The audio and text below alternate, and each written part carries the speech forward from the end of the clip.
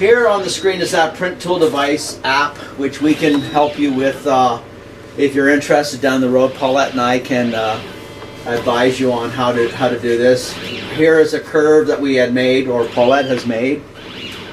We don't really need that curve right now. We pull off the image. We're looking for the one that we did of that one of that young student, and it's right here. So Farrah Kennedy from Lambton College. So this is the one we're going to work on a little bit right now and make an adjustment. So right away, you can see I just got pulled up the inverted file. So first thing I do is just go back to image, adjustments, invert, and now I have the positive image. So you can see when I'm reading this with the info palette, I'm at 87 in this area, so it's really not that bad, but it's just not helping on, yeah, so 95 right there in that hair. So I think to help myself out and make this a nicer print for the show, what we're going to do is we're going to apply a curve now in Photoshop, and we're going to just kind of apply it into the areas that we need. So just pull a layer up, go up, adjustment, curves. I mean, obviously you all have your ways of doing things, and I have my way. I find where the hot spot is, and it's right there, so I do a command. I bring my point, and I'm just bringing that down. Now, you notice that obviously, I mean, you're all Photoshop savvy, so I don't have to explain that I darkened everything. And so all I do is I'm just going to say OK to this. I like what I'm doing here. I'm going to make a mask option on there, pick up a brush, and I'm just going to paint in the areas that I think will help lessen the harshness of this photograph.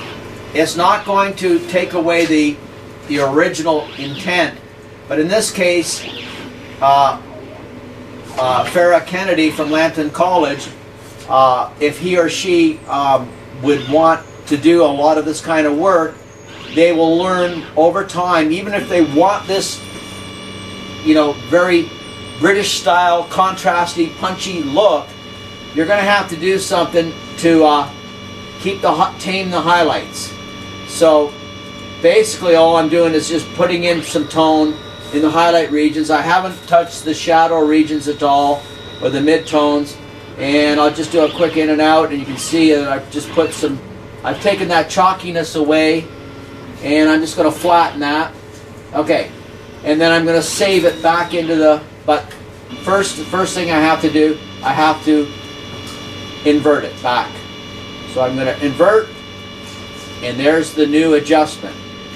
And I could have done that on the negative side. It wouldn't have mattered. You can work either way. I just like to work in a positive form, and I'm sure most of you would, but you could certainly work on negative and just, you know, decrease the contrast in areas on the negative.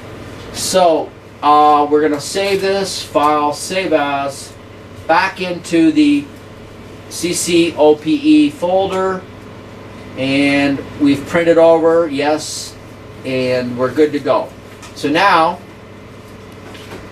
I'm going to walk through the stages to make the negative. So here's the print tool app, which once again you have to buy, and it's a beautiful app, and Paulette can give you the names. So here it comes up. Here's your screen. It's 11 by 17 is the paper size. It's a quad 7800 K7 inks I'm using. So we haven't dragged an image in yet into the screen, but I can change the grid form. I can go less, I can go no grid, but we like to use this grid. It doesn't really matter as long as you got the right paper size. We haven't dragged an image in yet. There's no color management set. And right now it's set for 16-bit. So I can't remember on the student's image whether it was 16-bit or 8-bit. No big deal. I call it up, drag it in. They're this guy is, drag it into Photoshop, 8-bit. So that's fine. So I drag in the image into position, and right now it's saying 11 by 16. I'm going to shrink the size down to 13 inches on the long side, and it automatically positions in place. And I'm just going to leave it like that. You can center it. There's a the center on page, but this is all simple stuff that you'll learn with your own printer, your own system. The profile is Adobe. We always use Adobe 1998, and that's what a lot of print shops will want for all their work. And it's asking me 16-bit. No, I'm going to 8-bit. Okay, so now we go print, which doesn't mean it's going to print yet, in another screen. And the printer is a Quad 7800. I'm going to go to layout. Okay, and so the layout is the Quadtone RIP. Okay, and another set of information comes down, and it's a Quadtone 8-bit RIP, so that's fine. The curve. It's asking for the curve, and I call that a profile. In my world, that would have been a profile, but it doesn't matter. I come down and I look for Palladium 2.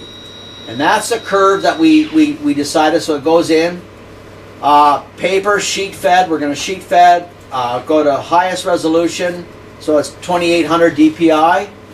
Bidirectional, we're going to advanced settings, and then we're going to go into adaptive hybrid.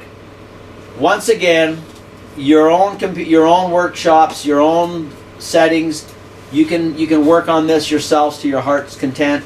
This is just what we know works. Okay.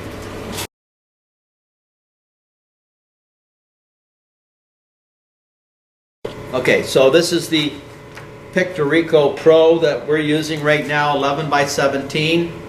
And we're using a 7800 set with matte black inks. And it's, sheet fed or it's roll. In this case, we're using sheet fed. So we're going to grab a sheet of Pictorico.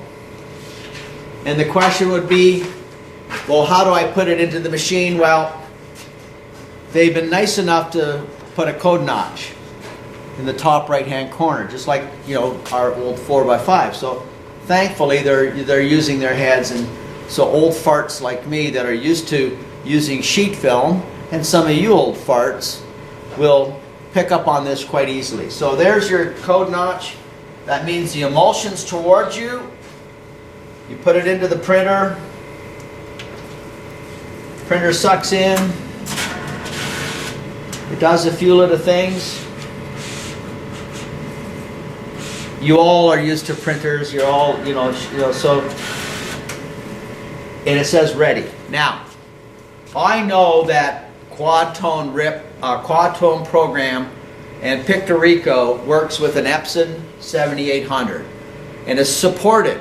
So it may be a problem if you have an HP device or a Canon device or some other type of Roland or some other type of printer. You need to figure out whether your printing device is supported with this program. It doesn't work. The designers of this, Roy Harrington and Ron Reeder, who by the way Ron's one of our great friends. He comes here all the time, or has been here. Paulette has gone out to his house in Seattle and worked with him. They designed this, and they designed it for Epson products. So this may be a bit of a issue for some of you, but there's a lot of Epson machines supported. So it's ready to go. So we're just going to go back into the screen here, and as you can see, it's ready to go, and we just hit print. And that's it. That's all there is, all she wrote. And the machine will start up shortly, hopefully. And there we go.